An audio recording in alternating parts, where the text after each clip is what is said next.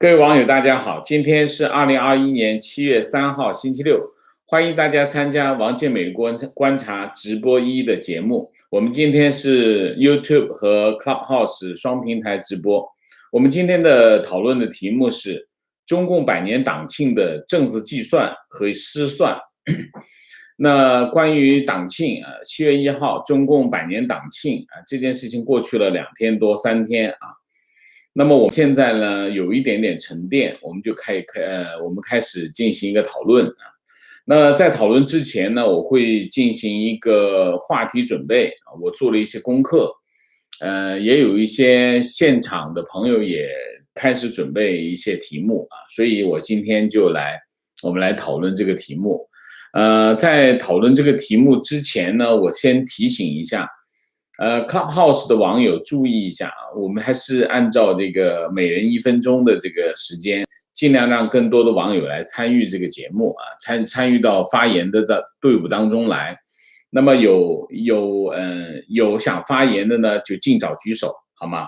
那么会排在前面一点好，那我现在开始话题准备。中共筹备了1年的时间那么举行这个百年党庆有7万的参与者与会者，有85万的安保，有15万的警力，有几十万的后勤保障，安排一场大秀就是百年党庆的大秀。那么这个节目这个活动呢刚刚结束那我们就来讨论这场非常重要的一场政治秀那么如果要讲到政治呢，尤其是要讲到中国的政治呢，我们就会想到一个词这个词叫台前幕后就是台前就是给大家看的，幕后就是我自己的想法。那我们今天也就来看看这次这个政治秀它的台前幕后到底是怎么样。先说台前把这个党庆的庆祝活动庆祝大会开到这个天安门广场，这是第一次，前所未有那么说明什么呢？说明这个好大喜功好大喜功。那么要办就大办那么办出气势，办出国威所以所有的安排你可以看到，这次党庆所有的安排都是顶格的从这个规模要大然后要求要高，然后保安要严非常全部都是顶格来顶格来但是呈现出来的效果怎么样？第一个，场面非常大，你想一下，把这个活动办到了这个天安门广场，那场面当然大，但这么大的场面不热闹虽然人有7万多人，但感觉不热闹。特别是大家有没有看到那个航拍下去大概这个场景太干净整齐看上去感觉不热闹，有点万马齐喑的那种感觉，这是第一个。第二个，参加的人不喜庆大家有没有发现？你可以看到这个镜头里面，这个画面不喜庆，都哭丧着个脸那么虽然共青团安排了几千个这个年轻人男的女的穿上统一着装笑嘻嘻的那个表情很激动的样子这个我昨天看那个有一个三联的记者说，那个他们表现出来的那种急于急于献祭的那种心态就是这样，但是没用。为什么？因为他们统一着装呢，大家一看这是布景背景板，感觉就背景板一样，就有点像我们以前在两会开记者会的时候，旁边如果人太少，这个人民大会堂就安排什么呢？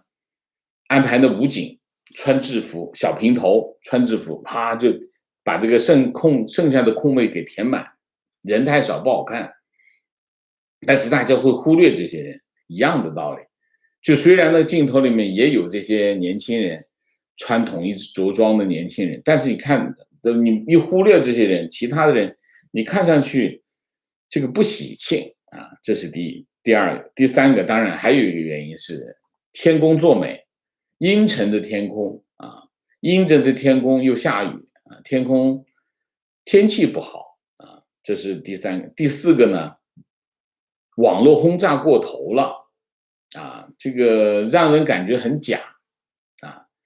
第五个呢，就是整个策划，这个策划你想一下，这个准备了一年啊，具体落实了大半年时间啊。他们说这个那4个年轻人在那读那段话的那4个人，整整的闭门训练了半年时间，疯了吧？你觉得就讲那几句话啊？那你想搞这场政治秀，你搞了半年多的时间啊，那活动内容就太单一、太单调啊！你看上来仪仗，夸夸夸，然后就讲话，然后就没了啊，然后就没了。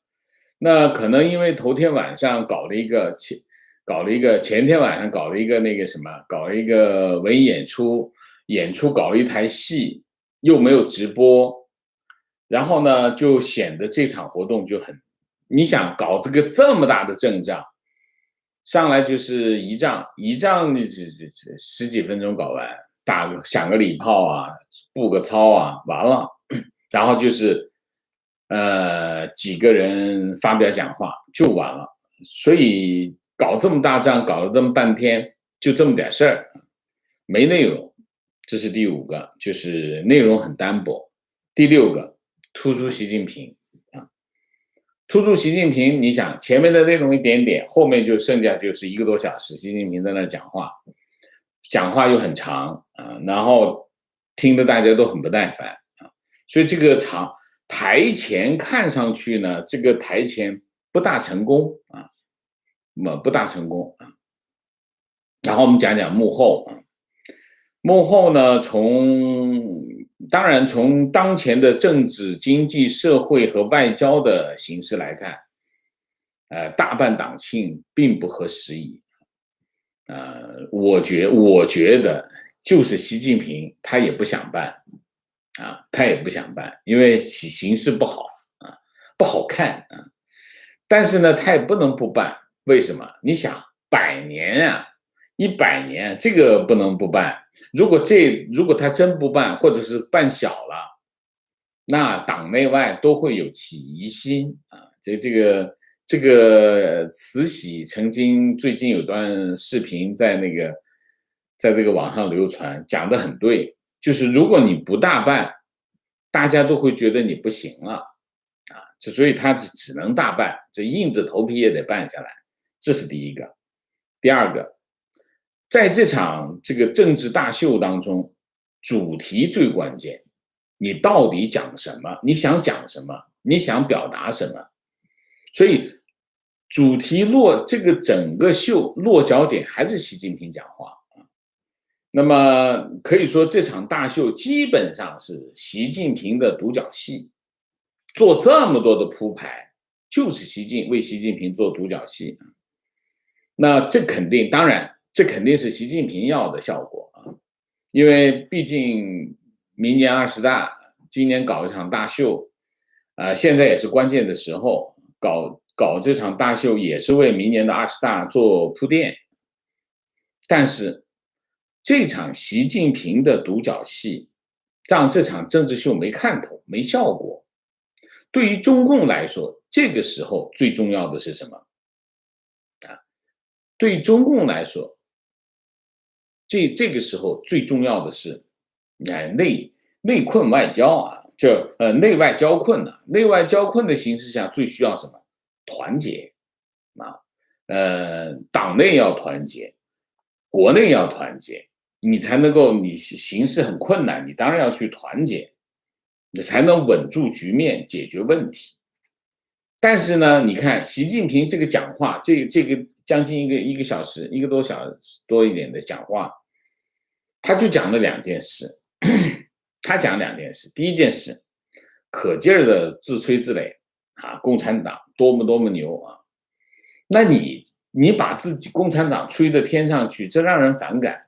你想形势都这个样了，你还吹共产党，那你那么牛逼，那还需要谁？谁都不需要，就你自己就好了这是第一个，就是你跟现在中共本身的需要完全对着的，这第一个。第二个，这个用假想敌，用外来势力当做假想敌，打一个假想敌，然后推出来的是什么？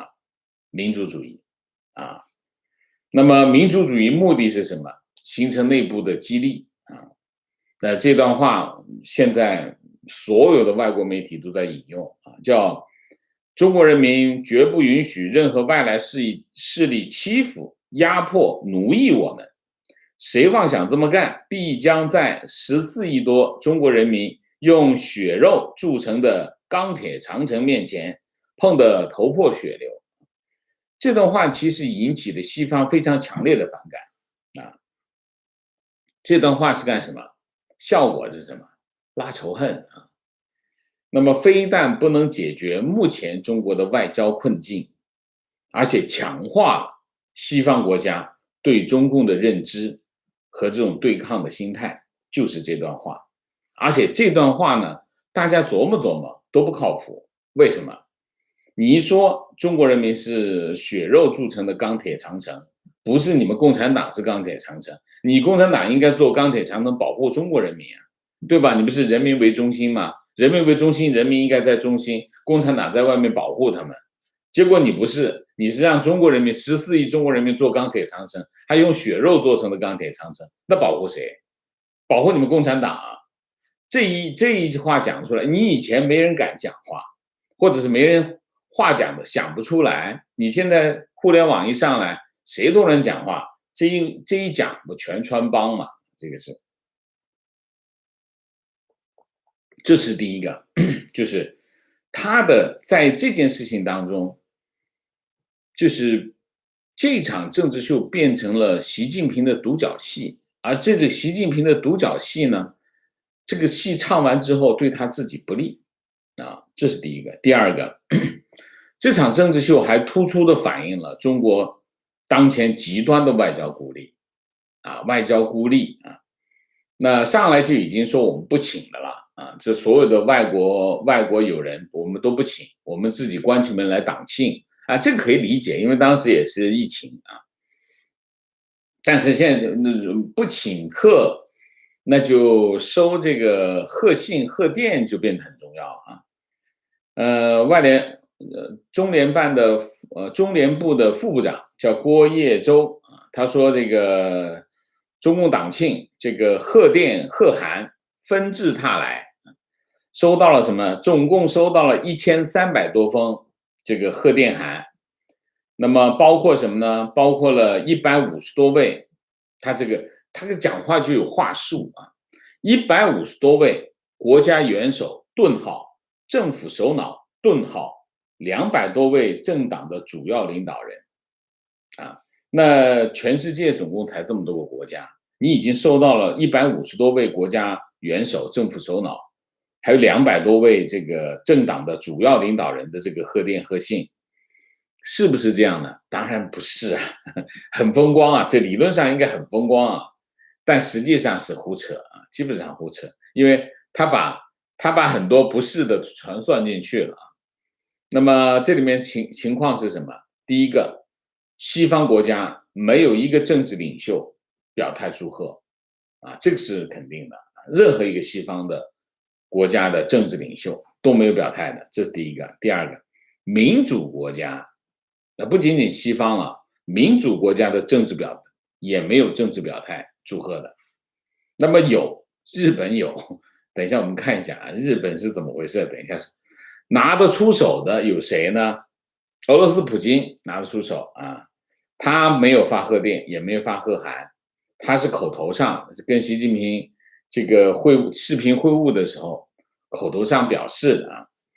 然后就是这个金正恩啊，金正恩拿得出手，然后是蒙古啊，蒙古的总统啊，我讲几个拿得出手的：巴基斯坦总统、亚美尼亚总统、白俄罗斯总统、斐济的总理、马其顿总理啊，塞尔维亚的这个议长、泰国副总理、巴西的工党主席、欧洲左翼党主席啊。然后是赞比亚总统、密克罗尼西亚的总统，南非共产党总书记，印度共产党总书记，拿得出手的我数过了，就这几个啊。那这个其中有一个谁呢？日本执政自民党，日本执政自民党干事长二阶俊博啊，二阶俊博以他个人的名义发了一个贺电，后来呢，记者报道说呢，这个贺电是应中方请托，就是托人跟他说，你发个贺电吧，然后呢，考虑到外交礼仪才发的，就是一个啊。那你想一下，习近平每天都在家里，要么给其他的国家元首，当然是第三世界的国家元首打电话啊，要么就写信，要么就发电报啊。那么连续19个月都没有出访了，习近平连续19个月没有出访，所以你可以看到，从这场大秀，你可以看到，中国目前陷入了这个历史性的外交孤立啊。那么中国和西方的关系也是跌入了历史性的新低了啊。这是第二，这是第二。第三，这两天在网上一直在传这个4张照片5张照片啊。那么这是5张照片，一个是讲的是他们这个行程，就是嘉宾的一个行程，最后把这个嘉宾拢了一下，怎么回事呢？赵家人，这都是赵家人，总共12单，总共是东观礼台有12辆车，里面全是这个赵家人。那么什么情况？那名单啊，那现在流传的那个名单，12辆车的名单，我们大概的讲讲这个事儿还有点意思啊。东观礼台总共是12辆车啊，12辆车，然后是谁呢？建国初期4副2高以上啊，就是政界啊，政界是4副2高啊，4副2高就是国家副主席、人大副委员长、副总理、政协副主席，然后2高是最高法院、最高检察院以上政界的家族的人，再加上军界55个上将以上的家族，这就是什么？这就是中共的赵家人啊。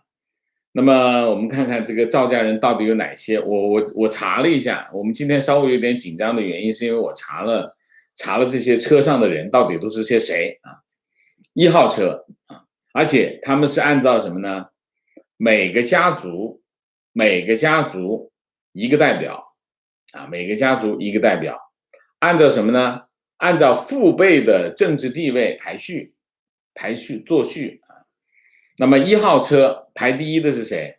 李敏啊，我读一下：李敏，毛泽东之女；周秉德、周恩来侄女；刘婷、刘少奇之女；朱和平、朱德之孙；邓楠、邓小平之女；陈伟丽、陈云之女。这是第一辆车。第2辆车，董良辉、董必武之女；杨绍明、杨尚昆之子；任远芳、任弼时之女；张东燕、张闻天之孙女；宋琴、宋仁琼之女；王光龙、王稼祥之孙；胡木英、胡乔木之女。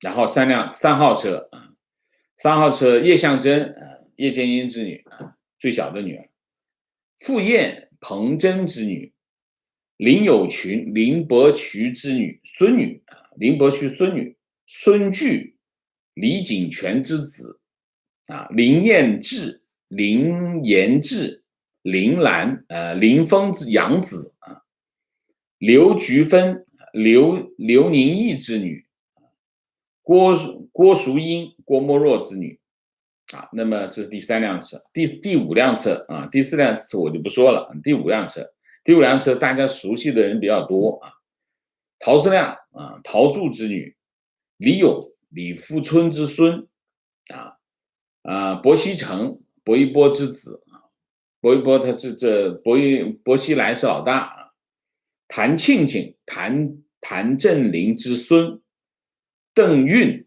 邓子恢之子，就是这些，还有很多了，我就不念了。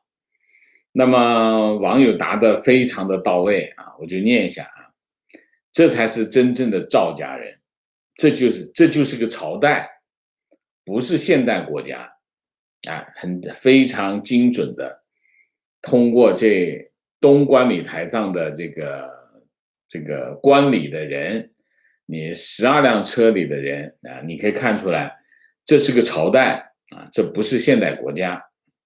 满清八旗那套哪有一点现代国家的味道？这些人才是国家的主人，都是持有原始股的老股东啊，江山是他们的，人民只是铜墙铁壁，这是真正的股东大会。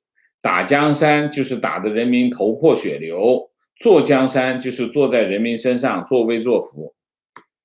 这就是我们今天看到的这个12辆车啊，东关礼坛上的这个嘉宾是些什么人啊？好吧，那我们今天就做一个这样的话题准备啊，就是把我们对这个中共100年党庆的这个活动，我们大体上梳理了一下。那么现在的情况是什么呢？现在的情况就是这场活动下来之后呢，没什么说好啊，没什么说好。大概我分析了一下原因，大概就是这些。好吧，那我们下面就进入互动啊。进入互动呢，Amy，我先来还是怎么样？你先先油管上吧，我想要听一听，我们这边先预热一下。油管上，我看点点，你那边有问题吗？今天？哈哈，点点在吗？点点在吗？我在，但是我还没有准备好问题，大家先说。OK， 好，我来看看情绪啊，王老师好。如果将今天主题的2个字换下秩序啊，会比较更符合特色。这个秩序它意思就是，政治失算和政治计算，先有计算才会有失算嘛，对吧？如果从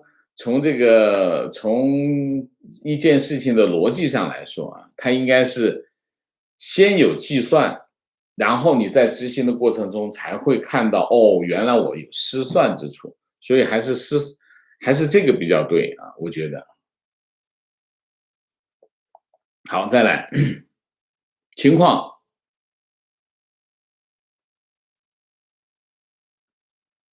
好，观点。前几集王老师回复网友提到台湾国民党亲中是为了讨好台湾亲中选民，那我想问问这个亲中选民到底你们有没有看到中共在大陆做尽的恶事呢？你们的上一辈吃过中共的亏，如今你们怎么还傻乎乎的维护曾经侵犯过你们的人？如果今天中共是民主法治的话，那统一还可以坐下来讨论。问题是他们就是独裁暴力，死性不改，残害人民。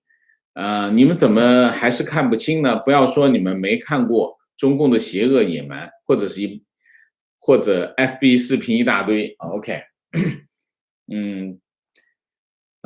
我是觉得有2点啊。中共党内的这个做的一些动作，很多这个叫什么？很多台湾人，他们看到的是一个结果。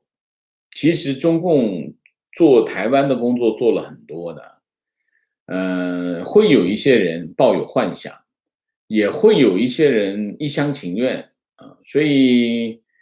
这个网友提到说是亲中的选民啊，我觉得不能一概而论，也没有那么简单。台湾的政局其实蛮复杂，这里面涉及到什么呢？涉及到不同的族群。首先，在台湾的政治，首先是要不同的族群，不同的族群有不同的政治取向，这是第一个复杂之处啊。那么第二个就是国民党啊，国民党跟民进党他们之间的争斗，他们之间的斗争啊，也是相当的复杂，因为中间涉及到族群的问题，也涉及到意识形态的问题，也涉及到统独的问题。然后外部呢，就有两大主要势力，一个是美国，一个是中国啊。那么你想，这么多事情纠缠在一起，所以有一部分台湾的选民亲中或者是国民党在某些问题上的选择，它是有个非常复杂的背景造成的。当然还有一个最重要的因素是什么？就是中共在台湾的这种统战工作，这个很厉害啊，也投入非常的大，也做了好多年的工作。我们看到的是其中一个结果而已，好吧？所以，我们不能够用单一的原因来解释或是诠释一个很复杂的结果啊。提问：中共这次党庆虽然场面很大，但感觉到中共的没落，整个场面无人激动，现场无人互动，为了一个党庆把天安门周边搞得风声鹤唳，老百姓为了这个闹剧不堪叨扰。请问王老师，这场活动下来以后，是否与习的期望背道而驰，甚至影响习的党内地位？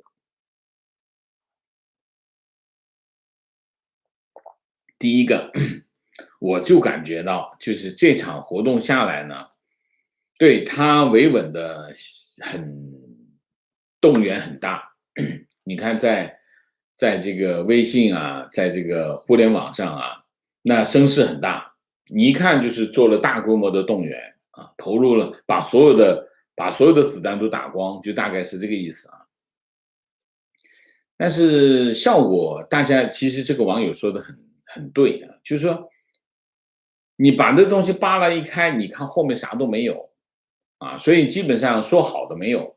就是说，虽然有些网友说啊，你看很多人很真诚的说好，我不觉得很真诚，根本就是直接转发嘛，真诚个屁呀，有什么真诚的？所以实际上这个效果是非常的不好。其实效果是反的。大家知道，一个政治秀，它不会有中间的，说没效果，不是的，你要么就是好的效果，要么就是不好的效果。现在你可以看到的情况就是不好的效果，现在就是这样。那至于会不会影响党的，是不是习近平不符合习近平的期望，我不知道，那得问习近平他自己。但是会不会影响他党内的地位，我觉得是有影响啊，就是说影响他的地位这有点大，但是呢，肯定是不满意，肯定是不满意，对这件事情肯定是不满意，因为反响太差啊。情绪就像王老师说的，这就是个小学博士在给自己冲洗，同时也是共产主义最后的盛宴。反正我是觉得共产党现在的情况就有点像什么，就有点像《红楼梦》啊，《红楼梦》这个架子还在啊，你看这场政治秀，那架子搭得非常大啊，那场景就有点像有点像什么元春省亲的那种场面，那火辣辣的，多大的场面。但是这个里面开始翻上来了啊，底子开始往上翻了，就这种感觉。情况坐标上海，在城市高架上的指示牌天天都显示永远跟党走的相关口号，感觉只有自卑的人才会这么天天的喊。其实现在在喊它其实是两句话，一个叫听党的话，第二个叫永远跟党走啊。这个话呢，在50、60年代你这么喊呢，就其实已经很可笑了啊！什么听话跟着走，你又不是一头牛跟着走，所以万一你走错怎么办？掉坑里，那不大家一起跟掉坑里？你说我们党伟大、光荣、正确，你不可能永远光荣正确嘛。你中共建政到现在犯了多少错误？虽然你死不认账，但是谁都知道。所以这个口号其实很幼稚，很弱智，基本上把中国人民变成什么？就大家感觉把这个中国人民当作幼儿园小孩子一样，是听党的话，跟党走，什么鬼这个啊？所以观点，饿死3000万的时候，毛泽东因为与苏联闹僵，为了拉拢反苏小国，将全国的粮食收上来，免费送给越南、阿尔巴尼亚，还去非洲给人免费修铁路。这样的邪恶、愚蠢又蛮横的独裁政党，人类世界前所未有。以红色高棉都是一路货。情绪，虽然肉身为韭菜，但我们的灵魂已经觉醒。虽然不能移民，但我的选择绝不会生孩子，让下一代再为他们做牛做马。躺平就是我们最好的选择啊！所以躺平的影响力还是很大。这个躺平主义啊，影响力非常的大。这个我看中共也没啥办法啊，对这个也是没有办法。虽然人民日报写了2篇文章，骂了2声，但后来就没有了，没有下文。但是躺平主义对年轻人的影响非常的大啊！大家不要以为大家只是说说而已，不是的。这种语境产生之后，很多人在选择的时候，它会影响他的一些重要的选择，就是我往前走，我还是不走了，这一步迈不出去，迈不迈？那电光火石之间我就不卖了，脑子有躺平我就不卖，所以影响是非常大的，千万不要小看它。这个躺平主义，我觉得特别是对当代年轻人的影响很大。观点，去年赵立坚就说过，中国人民就是中国共产党的铜墙铁壁，谁也别想打破。被微博网友大骂，导致删帖。现在又把这句话化过妆重新拿出来，可见他们的愚蠢和僵化。习近平讲这番话实在是不明智，因为这个话本身是不能自洽的嘛。你想，共产党天天喊我们为人民谋幸福，我为人民干这个，死了多少人，结果你把人民当铜墙铁壁，你这什么话？逻辑上是讲不通的。所以这个话一拉仇恨，又显得自己相当弱智。提问：恒大的许老板又在晒天安门的照片了，请问王老师，这张照片是否会影响银行对恒大的资金放松，让恒大继续苟延残喘？许家印晒照片其实也不是他一个人在晒，其他人在晒。中国的商人靠的是什么存在？靠的是依附权贵。为什么？因为在中国，权力是最大的权力最大。你要把生意做大，靠权力你要把生意保住自己的产业，你也得靠权力。你得找一个权贵保护你，找这个保护伞。所以你能不能上天安门，反映了什么？反映你后面的这个保护伞到底有多强那么你上得去说明你的保护伞还行那别人就不敢碰你。为什么？怕碰了你呢，你后面的那个保护伞会给他颜色看。在中国基本上都是有这种级别的游戏这个跟那个谁，跟慈禧说的很像。你这个生日都不办了，那说明你不行了呀。你不行的话，那我得想办法在你那儿拿点东西，都是这么想的。所以是一样的，许家印他做这个动作背后其实就是这种逻辑。什么逻辑？中国还是个封建社会嘛封建社会的逻辑所以他晒一下这个呢，对他是有帮助的这个可收可不收。哎呀，一看哟，上了天安门了，这个好像还有点行，那我就不收了吧，那不就放他一马呗？这个是有这个效果的，否则他们争来干啥？那是现在富豪争的头破血流上天安门那是有什么的？那是有政治有政治含义在里头。提问，请问王老师，为什么中共对付下面的拉一派打一派的手段屡试不爽？有什么办法防止这种阴谋得逞？拉一派打一派，它不是一个单独的动作，它是一个组合啊，它是一个策略。比如说这个人民内部毛泽东搞的阳谋，毛泽东阳谋是什么？阳谋把矛盾分成2类，一类叫敌我矛盾，一类叫人民内部矛盾。人民内部矛盾好商量，敌我矛盾坚决打击，然后再把坚决打击的这个局限在5%以内。那任何时候都保持高压，保持什么高压？对人民的高压。它其实是一整套方案。那么这部分小的拍一拍，打一打，听话啊，不听话，你看死得很难看，那5%直接剁成肉酱啊！大家剁给大家看啊，这个不听话的剁成肉酱5%。那其他人觉得，哎呀，我很幸运，我没被剁成肉酱。然后一被批的那个人就会很紧张，我可能会变成肉酱。就是这样的，它是一整套方案，它不是，所以中共它的斗争哲学就是天天琢磨你，收拾你。所以什么叫屡试不爽？屡试不爽是有原因的啊。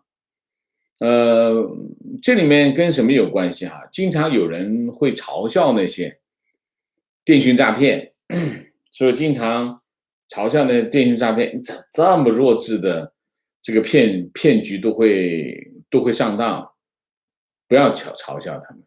为什么？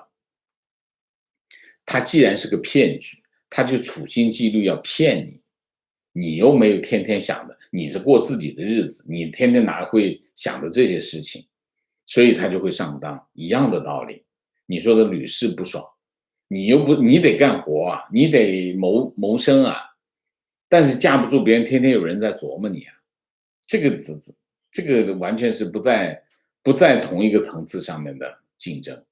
说为什么屡试不爽？屡试不爽这个原因就是你碰到的是一个处心积虑的骗局，这是屡试不爽的原因。跟这个能力高低跟见识有没有关系？没关系。就像经常有人问为什么这个49年的时候那么多大学问家，那么多知识分子，有那么多的见识，有那么多的智商，他怎么还会留下来让中共最后收拾他呢？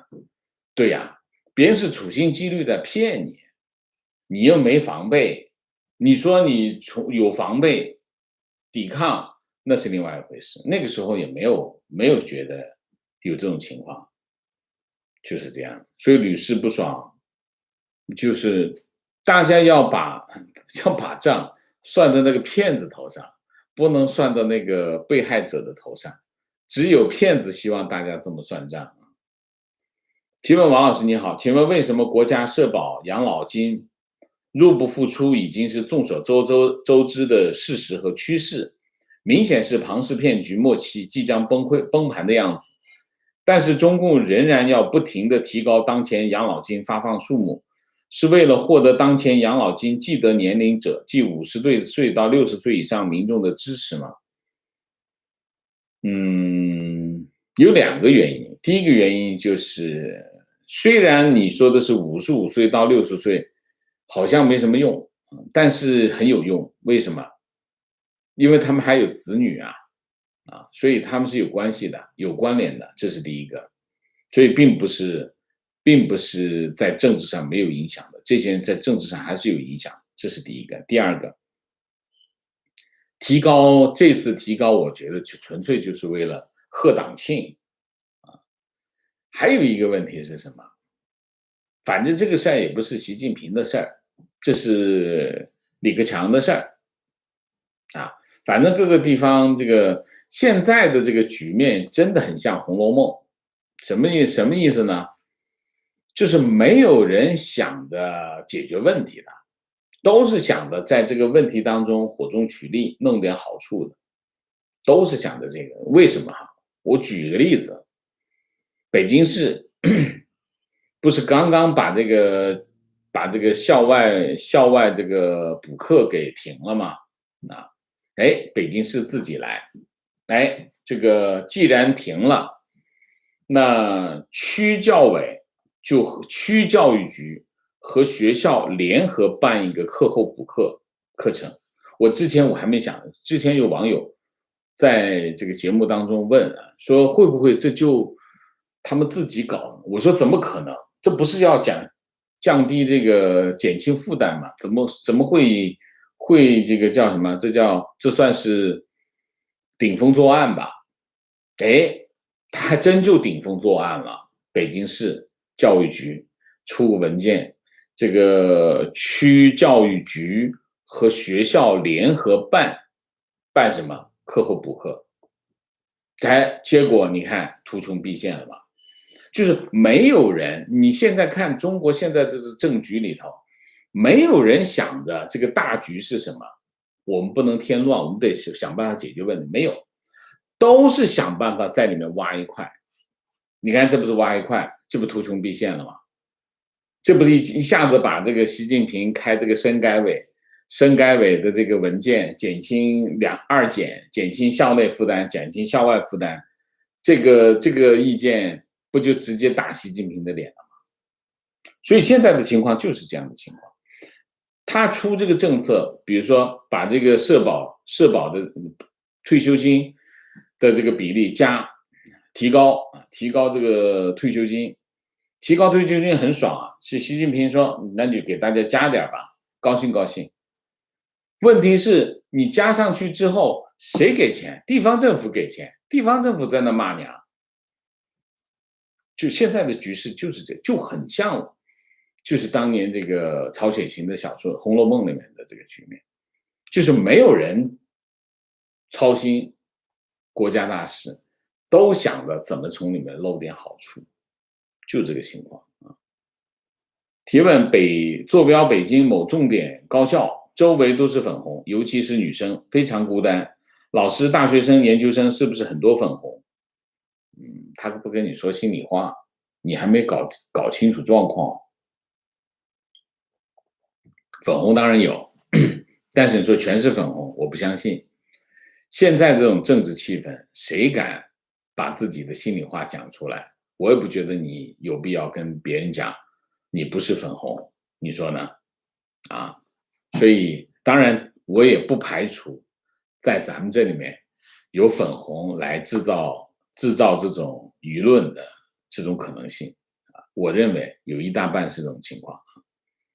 提问：请问王老师，您对中国未来的中国民主化还抱有希望吗？感觉中国完全没有民主化的希望，谢谢。我永远抱有希望。为什么？你看一下，从刘晓波开始，从魏京生开始，民主墙开始，中国人从来没有停止过抗争。你再往前推，从文革的时候再往前推，你可以看到中国人追求民主自由的步伐从来没有停下来过，只不过呢，你现在很多时候你看不见为什么？中共控制了媒体，但是不管怎么样，我们还是会看到很多零零星星的不成系统的，但是你可以看到这是冰山一角。所以不管怎么样，我都会对中国的民主自由的前景抱有希望，但是不要抱有幻想，就是要有希望，心中要有希望，但是要做最坏的打算，不能抱有幻想。就像比如说香港的情况也是这样。你看青衣发生的这个血案那你可以看到香港人这种反抗非常的坚定那么让大家看到什么？这就是香港的希望。但是呢，你要问我，现在香港人该干什么？我说，如果你有老有小的话，你能走就尽量走。我从去年的年底开始讲到现在，我都在这么讲。为什么？不要对中共抱有幻想。你看，现在开始停掉这个英航降落香港的这个航班你可以知道他们在干什么。所以这件事情我就是这样，就是你不能看到，你不能够因为你眼前看到的一些情况就放弃你的希望，也不能够因为你没有看到的一些恶行而抱有幻想。我们必须是，我觉得应该采取这种态度啊。情绪中共党庆主观宣举的红色风潮，让人不自觉想起了罗纳德·里根的话：共产主义既不是经济制度，也不是政治制度，它是一种精神疾病。非常对。观点：一个虚弱的香港，在中西方对抗的背景下，更有利于西方，所以西方国家没有过度插手香港也合理了。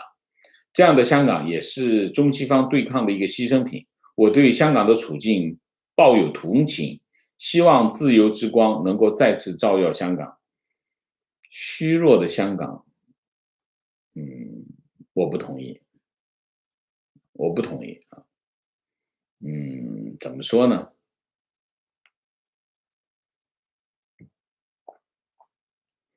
西方国家在香港议题上口惠而实不至，最终会让他们自己付出代价啊！为什么？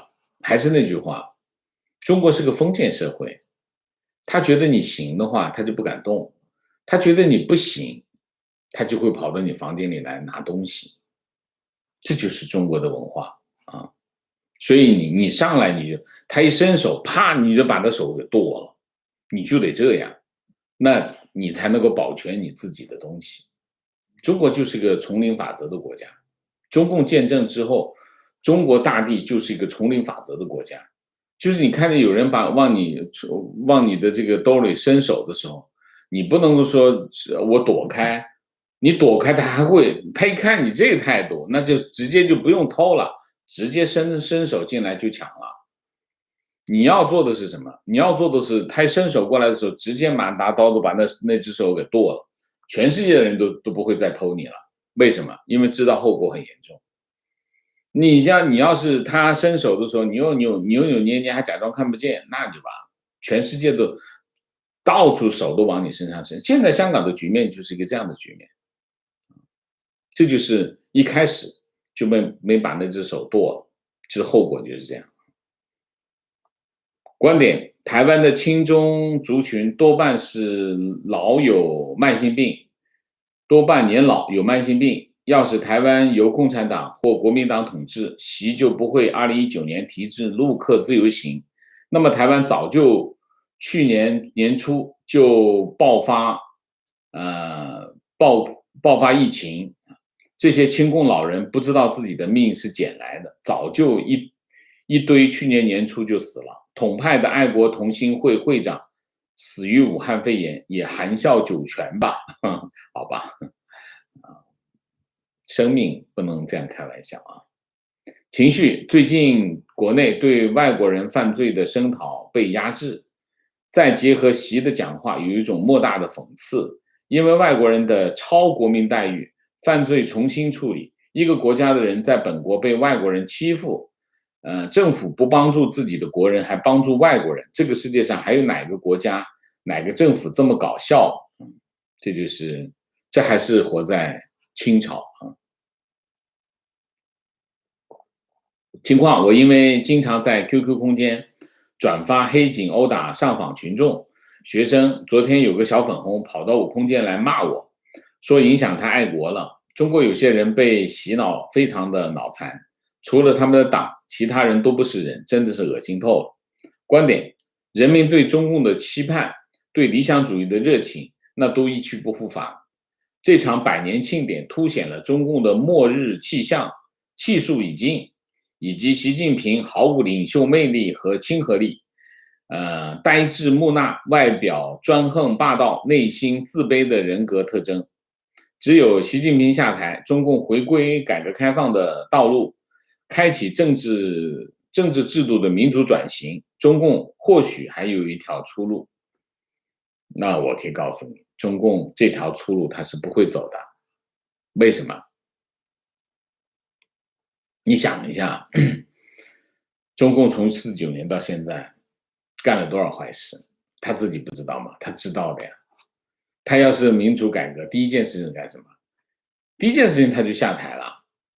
随便你成立一个乌龟王八党都能够赢他，就这么简单。他很清楚，那他一下台，新政权上来，第一件事情干嘛？清算他这么多年干的坏事。所以他会进行民主转型吗？而且共产党除了政权啥都没有啊，又没有理念，又没有能力，他就是整人，啥都不会干。你说他还有出路？他有什么没有出路？中共是没有出路的。所以广东话叫死過，一定會死過，就是跟你拼命。原因是什么？因为他失去了政权，他就失去了一切，他就会消失，甚至被清算。请问王老师，滴滴公司是红二代做的，为什么中国政府现在还搞它？滴滴公司是红二代吗？滴滴公司是红二代吗？只请了一个红二代的，所谓的红二代吧，啊，不算红二代吧。中国政府搞它也没有搞它，怎么搞它？只是说这个数据安全，说一嘴吓唬一下，弄点钱而已。而且演戏给西方看，你们不是讲我们的数据安全的问题吗？我也搞你，就这个意思啊。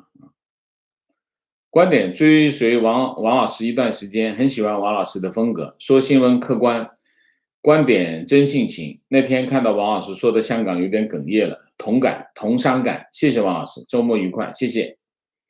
情况在北京有不少台湾的朋友，多数是父母跟蒋公去台湾的那一代，他们大多数支持大陆。我观察是由于国民党输给民进党的原因，以及中共宣传的效果，而闭眼不看事实。他们当年来美国也是当时国民党当政，相比之下，那时很少台湾本土人，因为相对穷，能来美国少。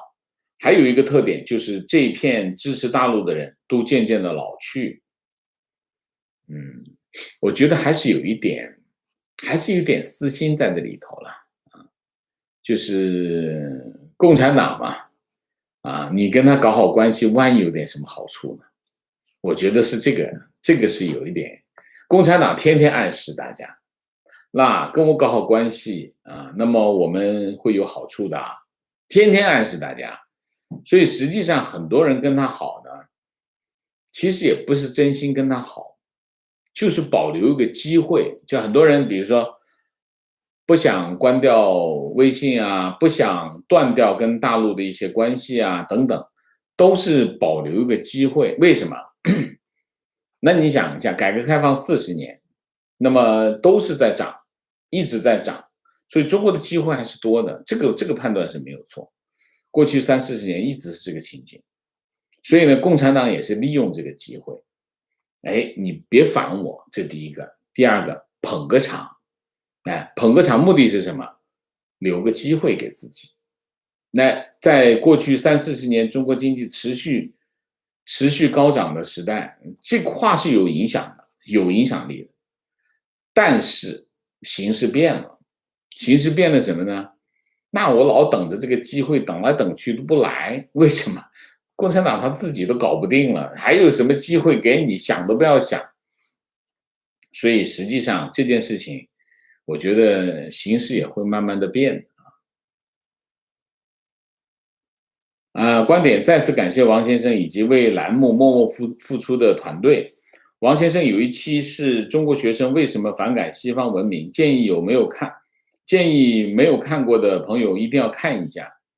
我和朋友说过，凡是和中国有联系的都没有体系，比如书法、国画、历史、哲学、中医、法律，而西方都是有体系的究其原因就是王先生说的统一思想不能质疑，导致中国没有科学性，从古至今中国封建社会就没有变过观点，台湾人到美国看分布洛杉矶很多都是国民党当年的利益者到美国，但是到硅谷湾区，台湾人就几乎都是本土派的移民，铁杆台独也因为当时穷，所以很努力。这也是后来硅谷半导体被台湾移民深深影响的原因。各位可以接触接触，是这样。半导体这个行业基本上是台湾人。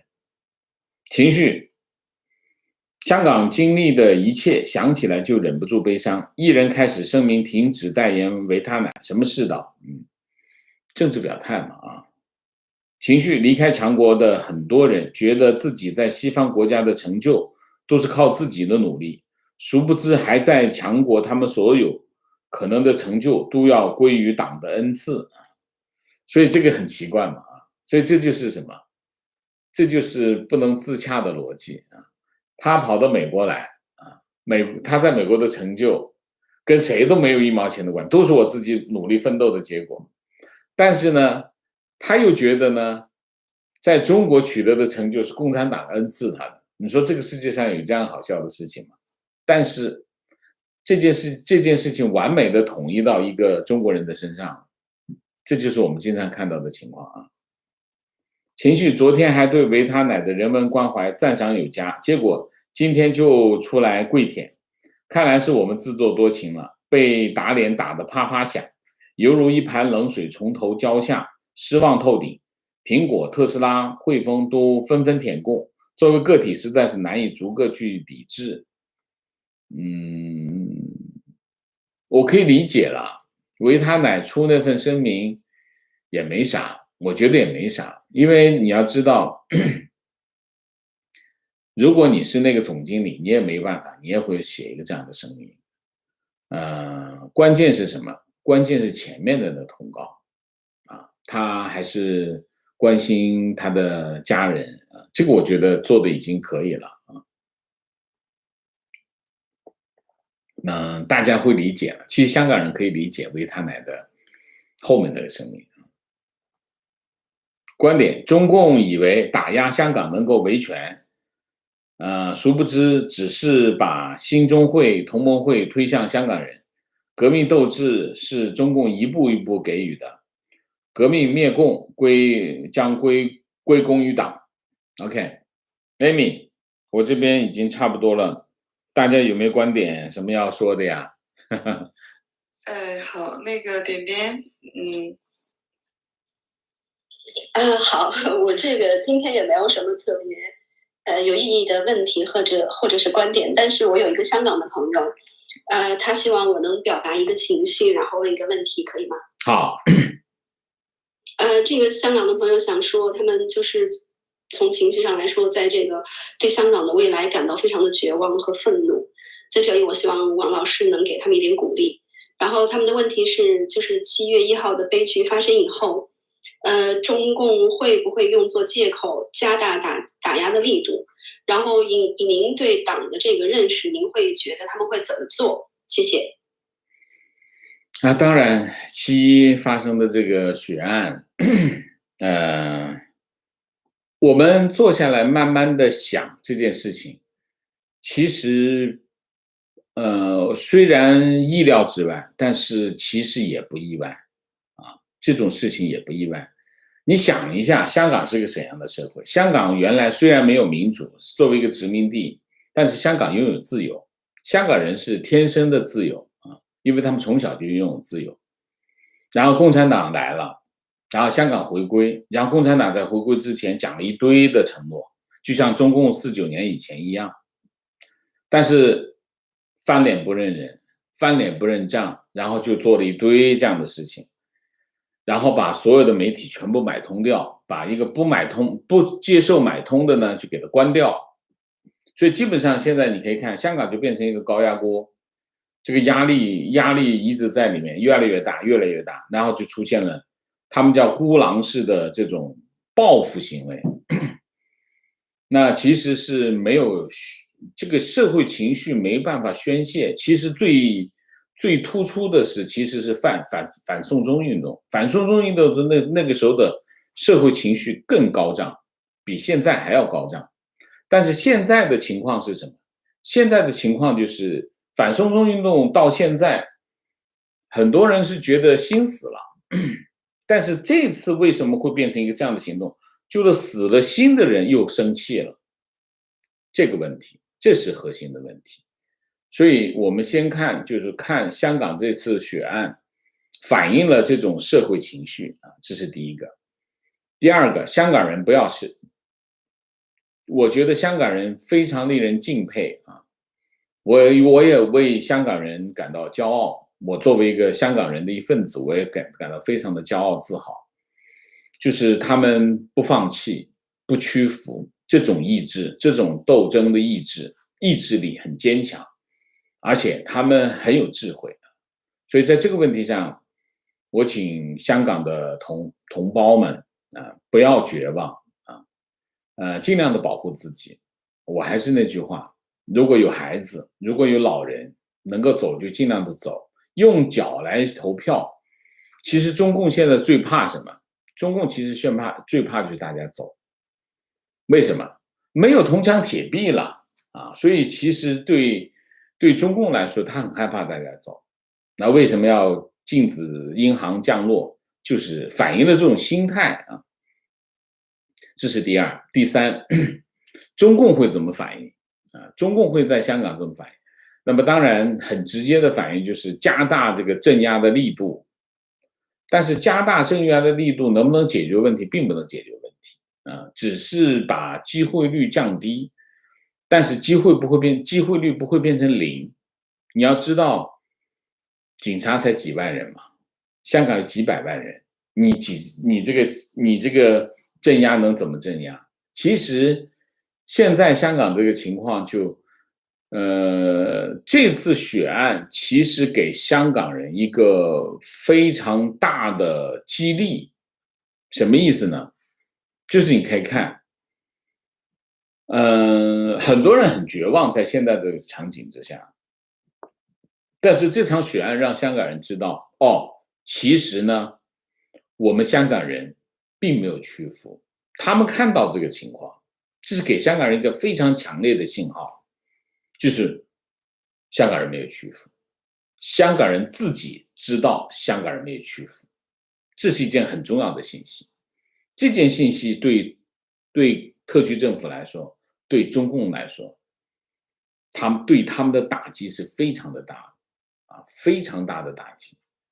所以呢，中共加大镇压的力度，我不意外会让警察穿上防弹衣上街。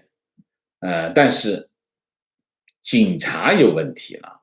你作为一个警察，你想一下，你别忘了，你是一个普通人，你不能一天24小时都穿着警服吧？你总得脱下来吧？你总有家人吧？你不得惦记一下吗？所以其实对警察来说，打击是很大所以呢，我是觉得，香港人继续保持他的抗争的态度，在适当的时候选择适当的方式进行抗争，保护好自己，安排好家人，安排好自己的生活。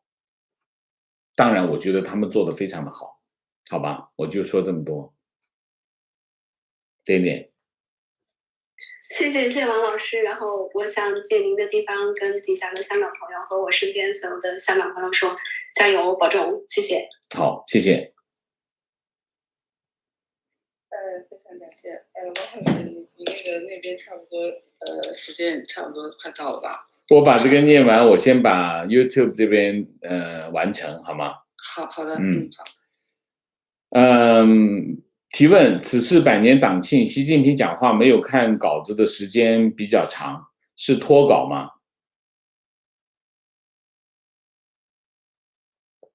没有脱稿，怎么可能脱稿？脱稿那是不可能的。习近平跟视察的时候跟群众讲话，讲了2句话磕磕巴巴，他怎么脱稿1个小时？那是不可能的事情。他肯定是有提稿器看着提稿器，所以你以为他是脱稿，不是的，提稿器在前面以后我也搞个提稿器，以后你们也以为我是脱稿讲1小时观点：学校布置7·1作业，必须让孩子看100年晚会和7·1当天的天安门直播，还要求家长拍孩子视频照片给老师。我还有人说不要让孩子看这些，打开拍个照片就发给老师，立刻关掉。爱人说觉得孩子应该培养孩子应该培养孩子的爱国情操。我说这不是爱国，这是洗脑。然后跟他讲了讲中共历史上犯下的罪行。他说自己不关心这些，觉得现在过得挺好，我感觉很无奈。不，慢慢来吧，我觉得啊。观点，对共匪来说，香港最大的问题就是大部分人民没有被洗脑，而且可以接触到自由的网络。中共第一步推学校洗脑教育，第二步关闭苹果日报这种刺儿头媒体，第三步就是把墙延伸到香港。OK， 明谢，自由雕塑公园 CA 谢谢，唐伟谢谢 ，Jessie 蔡谢谢，Sunny 丁谢谢，姥姥王谢谢。越来越觉得王老师应该是有底蕴的才子。OK， 谢谢啊，谢谢姥姥王的鼓励啊。Helen 谢谢，为老师送上一杯咖啡，谢谢。好，我们今天这个YouTube 上面的直播，我们今天就到这里，感谢大家的参与，我们下个节目再见。再见之前，请大家点赞，请新来的网友订阅，请大家加入我们的会员，支持我们做更好的节目，做更好的自己。谢谢大家，谢谢。OK。